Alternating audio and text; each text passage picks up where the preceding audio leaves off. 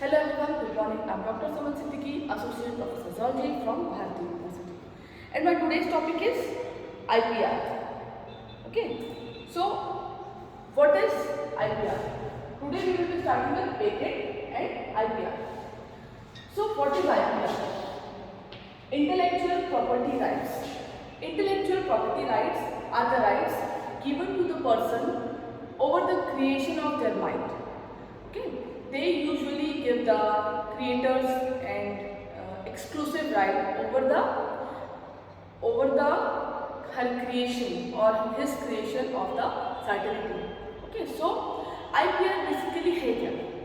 एक property right है, okay, जो कि दिया जाता है for any creation of mind. Normally हम कोई भी घर या प्रॉपर्टी बनाते हैं, ठीक है, तो उसमें तो डॉक्यूमेंट्स बनाना पड़ता है, रजिस्ट्रेशन करना पड़ता है टू शो कि ये फिजिकल प्रॉपर्टी है, वो किसकी है, या घर हो या ज़मीन हो, किससे बिलोंग करती है या किसकी है। ओके, रजिस्ट्रेशन करना पड़ता है। सिमिलरली जब हम अपना ब्रेन यूज करके कोई नया प्रोडक्ट बनाते हैं, कोई आइडिया बनाते हैं, कोई थॉट बनाते हैं, तो कोई भी चीज़ जो हम अपना ब्रेन यूज करके बनाते हैं, तो उस आइडिया के लिए उस थॉट के लिए एक प्रॉपर्टी राइट दी जाती है। हम उसे क्या कहते हैं? IPR कहते हैं, इंटेलेक्चुअल प्रॉपर्टी राइट। ओके, सो अब आपको इस चीज़ को याद रखिएगा कि यहाँ पर बंगलो वगैरह हो गया या घर वगैरह होगा या फिजिकल प्रॉपर्टी है, उसे हम फिजिकल प्रॉपर्टी राइट कहते हैं। लेकिन ब्रेन की उपज या प्रोडक्टिविटी ऑफ ब्रेन या प्रोडक्टिविटी से बनी हुई चीज़ के लिए हम इंटेलेक्चुअल प्रॉपर्टी राइट या फिर IPR प्रोवाइड करते हैं। Okay, so IPR in India are administered by department of promotion of industry and in internal trade.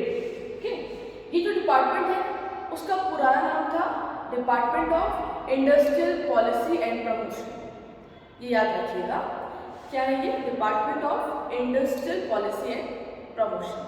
Okay, so ये यहाँ पर क्या होता है, हाल फिलहाल में इसका नेम चेंज हो गया है। सो ये एक क्वेश्चन बनता है, ओके, IPR में कौन एडमिनिस्ट्रेट कर रहा है, प्लस इसे पहले department of promotion of industrial trade कहा जाता है।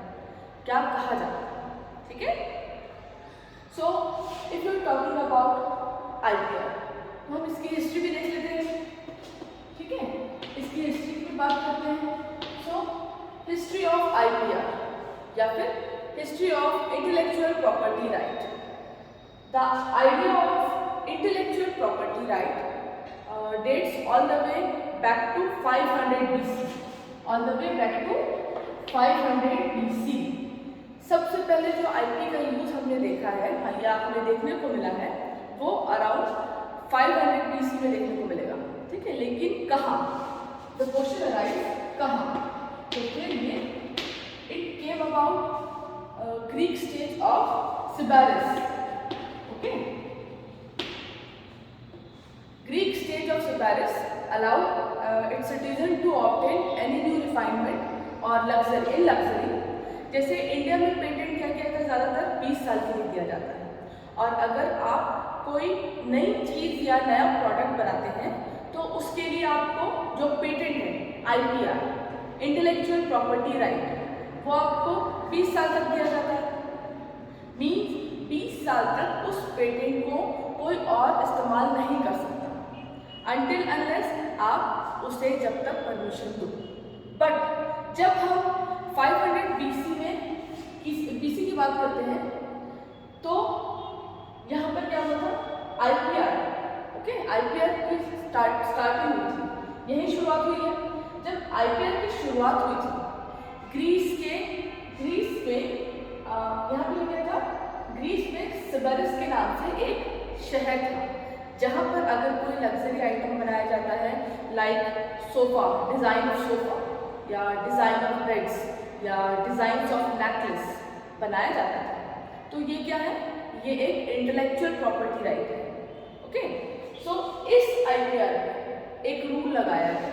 क्या लगाया गया? एक रूल लगाया गया कि 1 साल तक उस स्पेसिफिक डिजाइन की चीज कोई और नहीं बना पाएगा या नहीं कर पाएगा। क्या लगाया गया था? स्पेसिफिक डिजाइन की चीज कोई और नहीं कर पाएगा या नहीं बना पाएगा, बस जिसके पास ये प्रॉपर्टी राइट है वही कर पाएगा। ओके, सो इस तरीके से IPR की शुरुआत हुई। कहाँ शुरुआत हुई? ग्रीस के सिबारिस में। ओके, कब? 500 BC।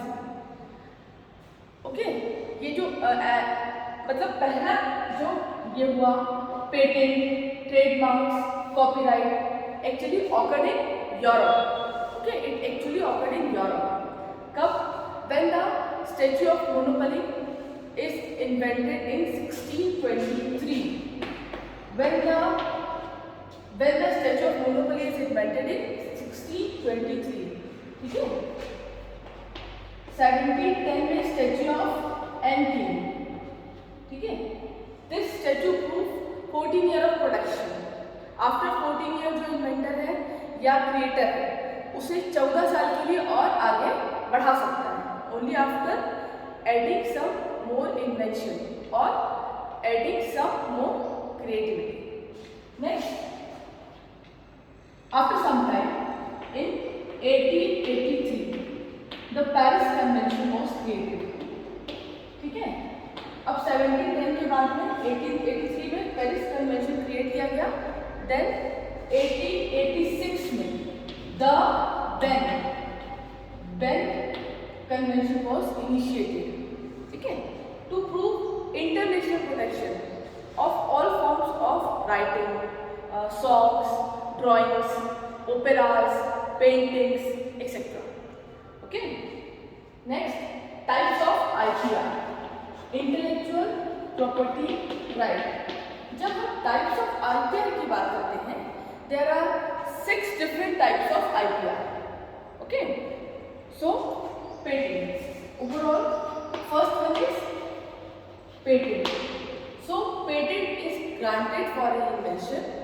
Patent is granted for invention to which is new product or process, ठीक है, that meets condition of novelty, non-obviousness and industrial use.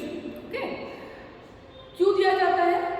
कोई नया इन्वेंशन आया हो या कोई नया प्रोडक्ट है उसके लिए पेटेंट दी जाती है, जो कि यूनिक होना चाहिए, ओके, नॉन ऑब्वियस होना चाहिए, मतलब सिमिलर नहीं होना चाहिए, साथ ही साथ उसमें थोड़ा कमर्शियल वैल्यू भी होनी चाहिए।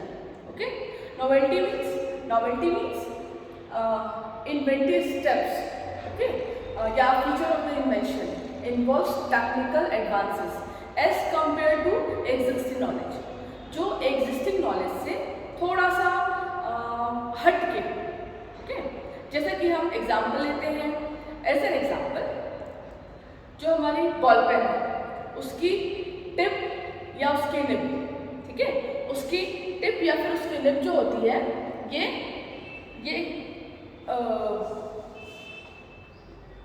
डिज़ाइन होते हैं, ओके, टिप्स या निब्स के जो डिज़ाइन होते हैं ये पेटेंट कराए गए हैं।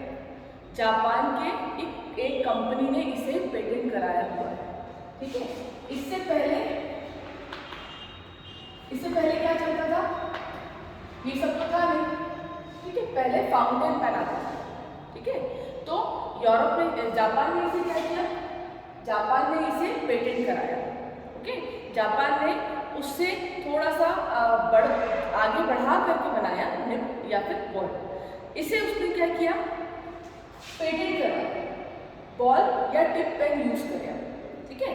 सो ये एक इनोवेटिव था, ठीक है, इसीलिए इस पे पेटेंट भी दी गई, ओके, पेटेंट इशू किया गया। समझ में आया पेटेंट क्यों यूज किया जाता है? पेटेंट एक न्यू प्रोडक्ट के लिए ही यूज किया जाता है या दिया जाता है, okay. As an example, the company of Coca Cola was patented, that means वो स्टोर करके रख दिया गया है, अब कोई उसे इस्तेमाल नहीं कर सकता, okay. Like the formula of Pepsi is patented, उसे पेप्सी अगर कोई चोरी करता है या वो डिज़ाइन को चुरा लेता है तो उसके खिलाफ कार्रवाई की जा सकती है। ठीक है, वैसे सिक्योर है, लेकिन अगर चोरी हो जाती है या कोई चोरी करने की कोशिश करता है तो उसके खिलाफ कार्रवाई की जा सकती है। तो पेटेंट इस तरह से प्रोटेक्ट करता है। ठीक है, patent in India or patent act 19, patent in India or patent act 1970 which was amended in 2005 में इसको अमेंडेड किया गया।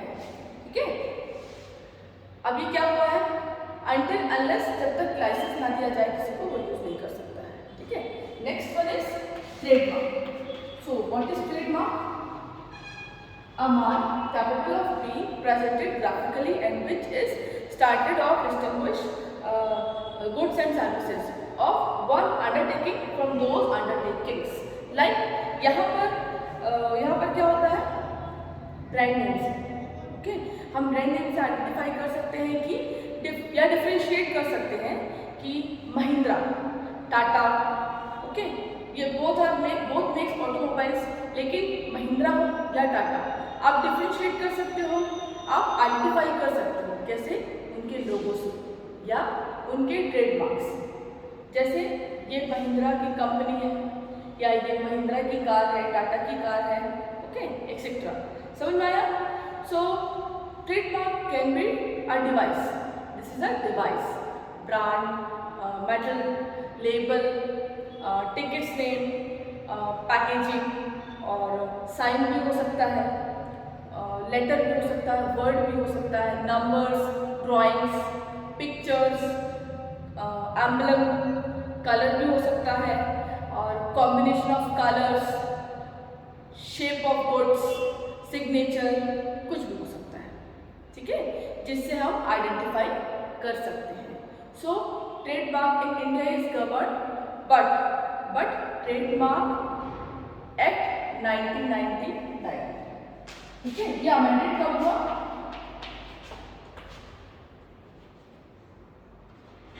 1999 में। ठीक है, लेकिन ये अमेंड कब हुआ? 2010। Next is copyright. Third one is copyright. Copyright is the right given by the law of creator of literary, domestic, musical and artistic work and produces of cinematograph, ठीक है, and sound recordings.